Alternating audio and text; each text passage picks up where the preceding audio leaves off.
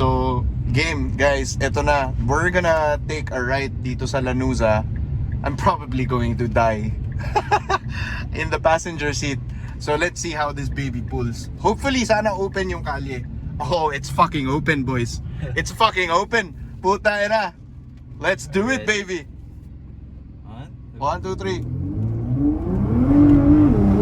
Yes! Puta kina! Let's go! Oh shit! Oh! Powers! Puta kina! Ano, gusto mong ganyan? Gawin natin sa mini mo? I like, boss. I like. Sige. Hi guys, good morning. Another vlog na naman ang gagawin natin today. Basically, na-invite tayo ng isang shop, no? Nag-message po sila sa atin at inimbitahan nila tayo na bisitahin yung shop nila. Their shop name is called Constant Racing, and upon checking, they specialize in tuning ng mga kotse, no, ng mga ECU. So that being said, we're going to try to bring out the Mini Cooper today kasi yung BRZ parang lagi na nating dinadala, lagi na natin nilalabas. Si Mini naman kasi baka nagtatampo na yan. So tatry natin dalhin yan dun sa kanila, and since we have some goodies installed dito sa Mini Cooper, we're going to talk to them and check with them kung tunable ba. Pwede ba kaya to ma-tune? Pwede ba ano yan? Are they running ECU tech as well? We will find out once na pumunta tayo doon. So samahan nyo kami today sa vlog na to, and hopefully you guys would be able to enjoy the experience that we're going to experience today. So tara. Okay guys, so ito yung Mini Cooper natin. As you can see, ayan, pakita lang natin sa inyo yung auto. So this is a medyo marami na tayong nagawa dito sa kotse to, sa Cooper. As you can see, ewan ko kung nakikita nyo yung nandyan sa ilalim. Yan, sa mga nakakaintindi, sa mga nakakaalam, I'm sure naiintindihan nyo kung ano yung yun nasa ilalim na yan, di ba? Maiintindihan nyo yan. So para lang magkaroon kayo ng idea, buksan natin yung hood. Pakita ko sa inyo bago tayo umalis ng bahay. Pakita ko sa inyo yung makina. So buksan lang natin saglit yung hood. Teka, hugutin lang natin dito guys. Okay, so puntahan natin yung hood guys. Pakita ko sa inyo yung kung sakali man na nakaka-curious kayo kung ano man yung makina nitong Mini Cooper natin at kung ano man yung mga pinagkakagawa natin dito sa Mini Cooper. So so ayan siya guys, pakita ko sa inyo para lang mag-get nyo yung idea. So medyo madumi nga lang. Dadalhin natin to siguro, kailangan dalhin na natin to sa kaibigan natin sa BCCR para ano nila, ma-engine wash na muli nila. So as you can see guys, naka CTS turbo kit tayo. Yan, CTS turbo. Ayun yung turbine natin. Kung hindi nyo po, ayan o, ito. So maliit lang naman siya nakuhol. So yan. Tapos ayun yung intake natin. So far yun lang naman. Yung iba kasi kailangan iangat natin yung kotse para makita ninyo. Tapos ito yung ECU natin. Ito yung ECU ng auto. So ipapacheck natin kila Constant Racing kung tunable ba, kung pwede ba sa ECU tech yan, and kung anong pwede natin gawin, kung kaya ba nilang mag-tune ng Mini Cooper din. So that will be our basically main stuff na gagawin natin today. Pero of course, tatry din natin kausapin yung mga owners, and we're also going to try to talk to them and interview them kung what's Constant Racing all about. So samahan nyo na ako guys. Tara, sipat tayo. Okay guys, tara, alis na tayo. Labas na ako ng bahay. Paandarin na natin yung Cooper.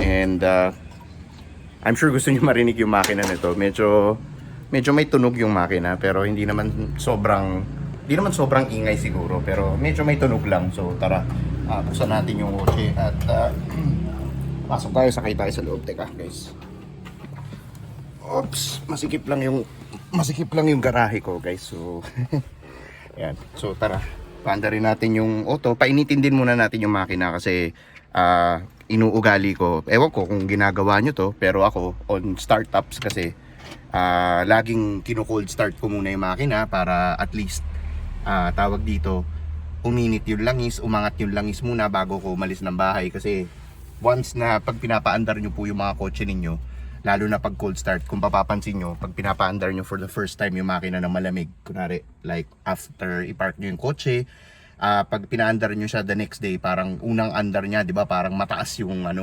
RPM, 'di ba? So the reason kung bakit mataas yung RPM, kung hindi nyo po alam, is because cold start, ibig sabihin po nun, wala pong langis yung taas ng makina natin, yung head ng makina natin, so mas malakas yung oil pressure para mag-lubricate muna yung taas ng makina natin. And that's one of the reasons kung bakit pag cold start, hindi ko pa muna pinapaandar yung kotse, hindi ko muna nilalabas. So hinahayaan ko lang muna na malubricate niya yung makina bago natin siya paalisin para at least iwas wear and tear sa ating mga makina. So anyways, tara, dami ko na sinabi. So paandarin na natin yung kotse. So eto na. Ayan na guys, tara paandarin natin. So medyo maingay, ewan ko kung rinig, no? So pakita ko sa inyo yung yung exhaust natin. So tara, pakita ko sa inyo yung exhaust.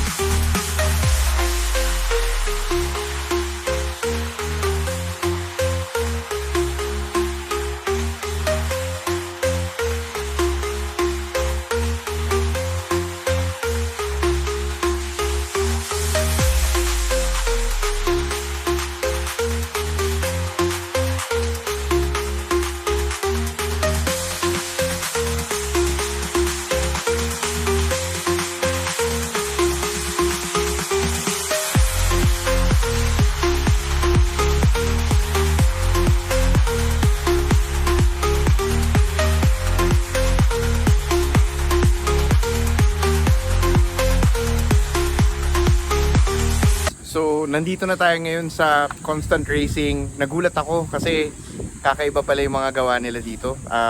Ngayon ko lang nakita and ngayon ko lang din nakilala itong shop na to. Located sila dito sa may Metro Walk, sa Pasig, Meralco. And grabe yung mga setup na ginagawa nila dito. Mostly they specialize in mga diesels. Ayan, marami silang mga diesels na gawa. Ayan, meron ditong Fortuner, meron silang mga LC, ayan, mga Montero, marami yan, mga gawa nila yan lahat. So nakakaaliw lang makita kasi very rare, di ba? Hindi naman ganun karami yung mga shops na gumagawa ng mga diesel na auto, nagmo-modify ng mga turbo. Pakita natin sa inyo guys. Tingnan nyo tong Fortuner na to. Tingnan nyo guys. Oh. Tingnan mo. Ang laki ng turbo. Damn bro. Look at that. Napakalaki ng turbo. Hindi lang yun. Tingnan nyo yung intercooler. Nakikita nyo guys. Ang laki ng intercooler nya. So they're heavily modifying mga dito, mga diesel builds. Ayan, oh. Tingnan nyo yung makina nito. Hanep oh. Grabe oh. Pati intake manifold nya. Iba rin yung intake manifold nya. So hindi lang yun. Check din natin to. Meron din isang Montero naman. Gawa rin nila. Ito, hanep yung turbo. Nagulat ako dito. So tara, pakita ko sa inyo guys. Parang shop tour tong ginagawa natin. Parang ganun. Pare, look at that. Look at how big guys. Ucha. Sobrang laki ng turbo nito. Naka-Garrett na malaki guys. Oh. Shit. Tingnan nyo yung makina. Tingnan nyo yung makina guys. This is not your ordinary, definitely not your ordinary Montero. grabe. The detail and all the things that's put into this car, matindi-tindi. So, yan, grabe.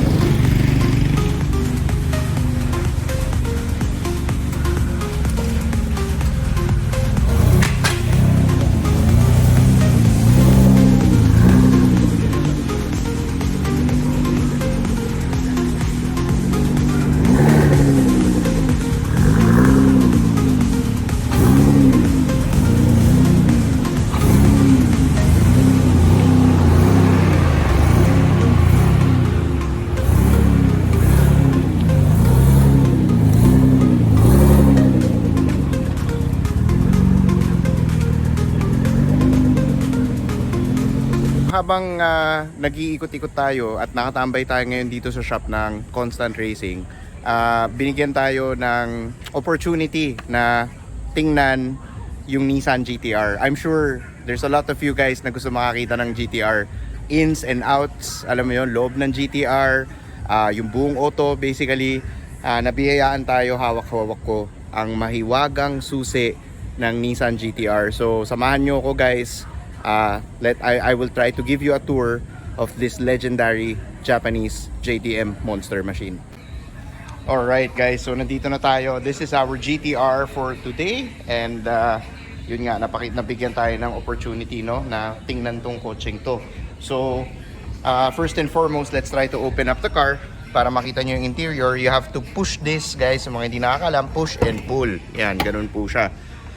So, this is the interior of our GT-R. Ganda ng interior niya, no? Yung orange, ano pa, no? Orange interior pa siya. So, yan, tingnan natin yung loob. Let's try to sit inside the car. Upo tayo sa loob, guys. And, wow, look at that. Check the gauges. 340 kilometers per hour, di ba? Wild. So, ito yung ano niya, center console panel. Ito yung, for those people that, alam mo yon, na never pang nakapasok sa loob ng GT-R, this is how it looks like.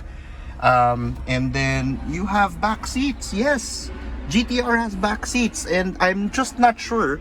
Ito yung leg space. So, medyo masikip yung leg space na, no, ng GT-R at the back. Yeah, this is how it looks inside. So, alam ko gusto nyong i-fire up natin tong kotse. Let's try to start it up. Nasa akin yung susi. So, let's try to fire her up and see. So, press the brakes. And then, nandito siya. Engine start, stop. Wow. Oh my God. So, let's try to close the door, no? Ano yun natin? Tingnan lang natin yung loob na tong GT-R. Wow, grabe. So, all GT-Rs are... sorry, tumama ata yung fan sa aircon. So all GT-Rs have this kind of transmission. Wala pong manual transmission na GT-R. All of them are what do you call this? All of them are automatic transmission and all of them are paddle shifts. So ito yung ano niya, center console panel niya. Ang ganda, no? You can get to see the coolant temperature, engine oil, even yung transmission oil, nakikita mo the boost, of course, very important, fuel flow. So I just don't know if you step on the throttle, kung anong makikita nating reading. So let's try to step on the throttle, guys. Wow. Buksan natin yung pinto para marinig nyo, guys. Buksan natin yung door.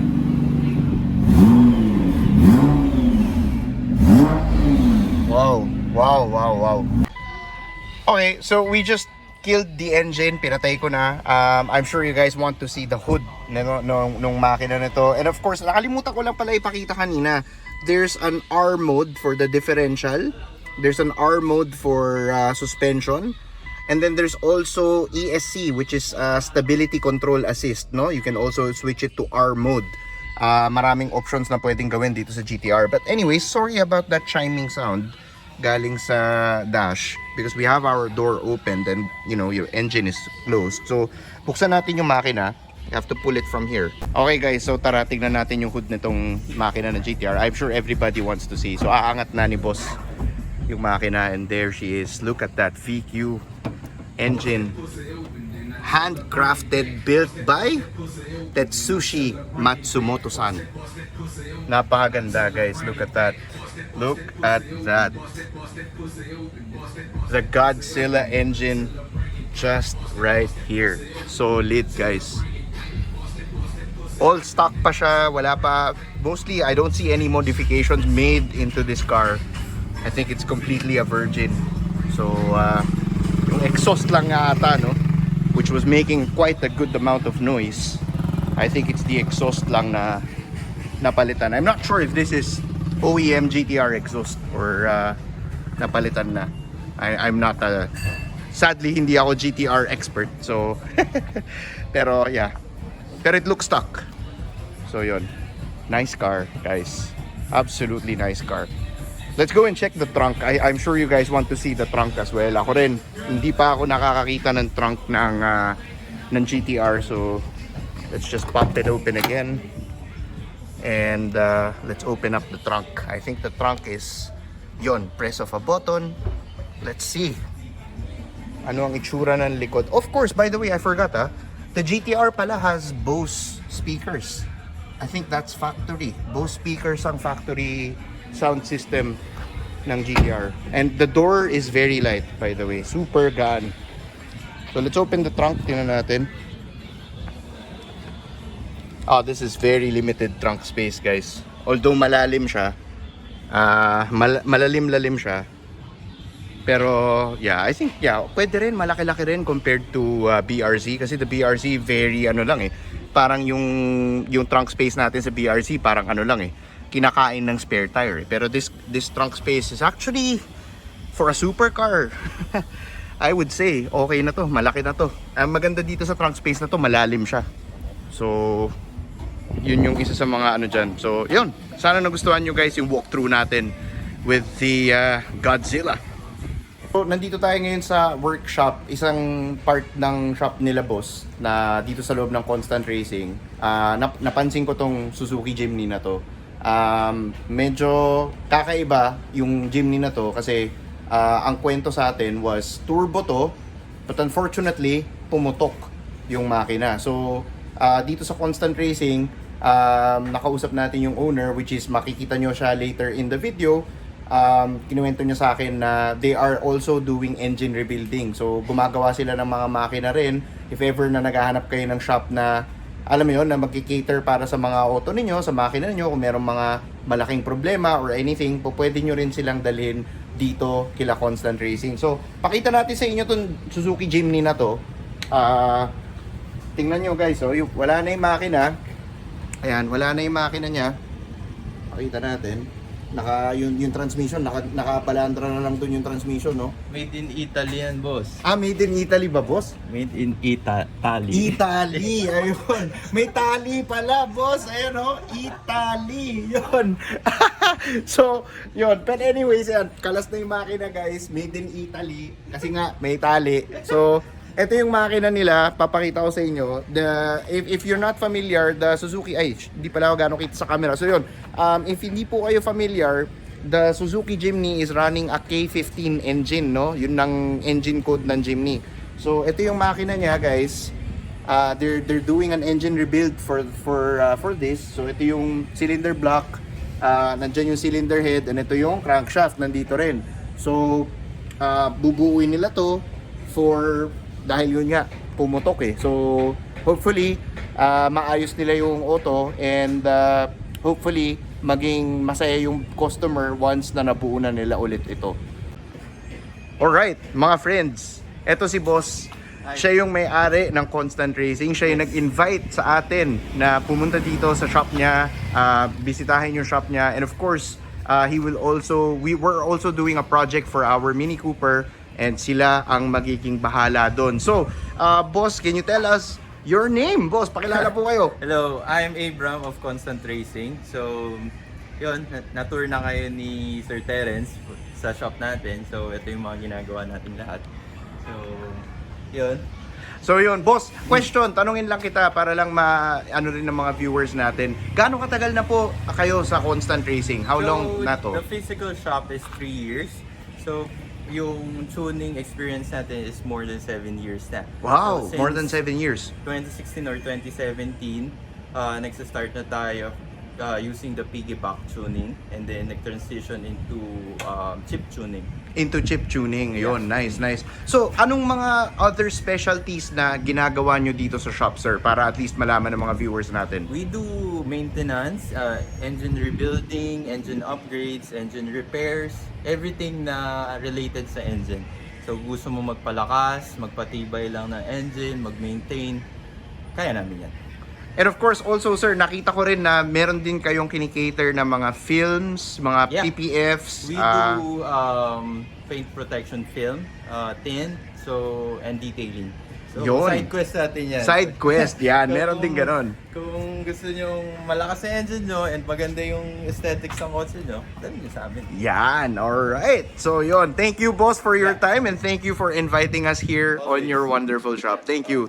Alright guys, so ngayon, itutour tayo ni boss. Sasamahan niya tayo. Let's get a ride inside the Nissan GTR. So tara, sakay tayo. Ikot kami guys. Mafe-feel natin itong GTR na to. So, yun oh. Damn! And syempre, masarap ang aircon ng Nissan guys. Nissan is well known for their air conditioning system. Bakit? Bakit nga ba? For sure, yung mga tao, di ba marami nagsasabi, Nissan sobrang solid ng air condition system. For those people that don't know, and if you guys are familiar with Gran Turismo, Calsonic brand, yan ang aircon ng Nissan. For those people that don't know, Calsonic is one of the best air condition makers sa buong mundo pagdating sa auto. So kaya isa yan sa mga reasons kung bakit sobrang lamig ng aircon ng mga Nissan cars. So yun. So boss, saan tayo iikot ngayon? Parang Around the block lang. yan. So, Road test lang tayo, no? Road test tayo sa 600 HP na GTR. Wow, this car is 600 ah. Yeah.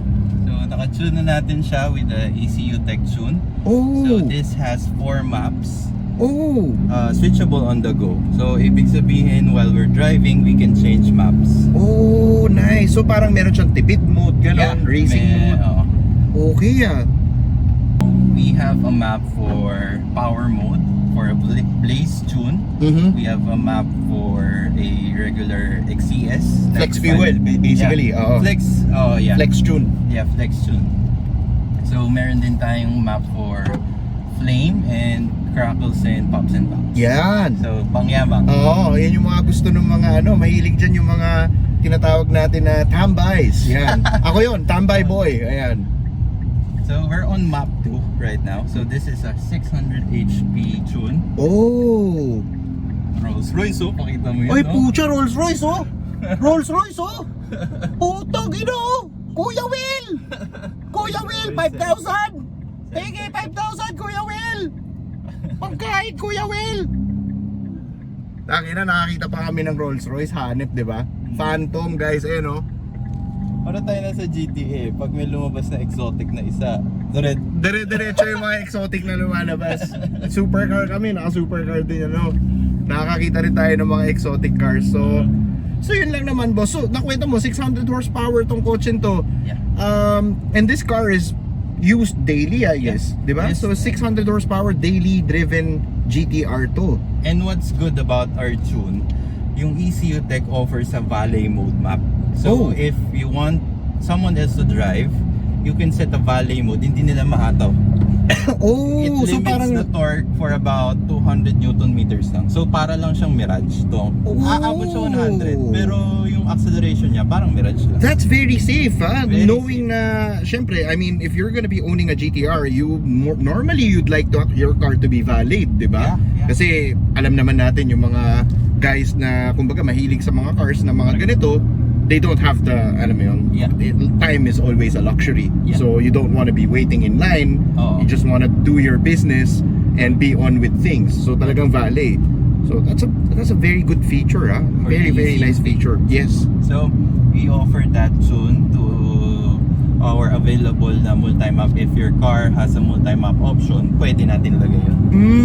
Now, boss, I have a question for you, no? And I think a lot of our viewers would also like to know, magkano nga ba ang sinisingil natin pagdating sa yung ganitong tuning na ginagawa po ninyo? For the GTR, it's kinda expensive kasi syempre Premium, more yes. complex tuning kasi yan eh. Mhm. So for the GTR, we charge 50,000 including na yung license fee doon ng ECU. Yan.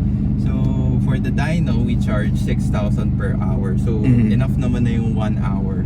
Yeah, to tune the car. Yeah. Okay. So yun guys, if you don't know pala, no, for ECU Tech and Alien Tech, yung mga ganyan na brands, meron talaga silang licensing. Yeah. So for your car to be tuned, binibili po nila yung license. So pag kinutune po kayo ng hindi kayo bumili ng license, yung crack, meron din mga ganun na tuner. Ingat po tayo doon, wala na po natin sasabihin na pangalan, pero ingat lang po tayo sa mga nagtutune ng cracked software. Kasi anong downside nun, boss? Siyempre, yung drivability ng car mo is at stake. So cheap tune means cheap work and cheap.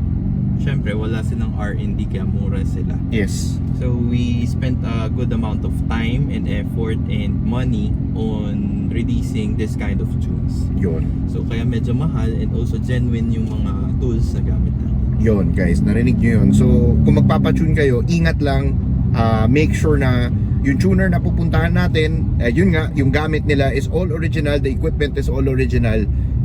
And yun, basically, ganun lang naman talaga. So ano pa, boss? Do we have anything na maano pa natin for our shotgun ikot kwentuhan? I'm gonna let you try the feeling nung 600 HP na. Oy, shit. Okay, sige. That would be nice. Sige. Sige. Right about the corner, pagligo natin yan. Sa Siguro Lanuza. Sana free. Oo, sana free sa Lanuza. Yeah, that would be nice. So, magkakaroon tayo ng pull how a 600 horsepower GTR would pull. So, abangan nyo yun, guys. So, game, guys. Eto na. We're gonna take a ride dito sa Lanuza. I'm probably going to die in the passenger seat. So, let's see how this baby pulls. Hopefully, sana open yung kalye. Oh, it's fucking open, boys. It's fucking open. Puta na. Let's do it, baby.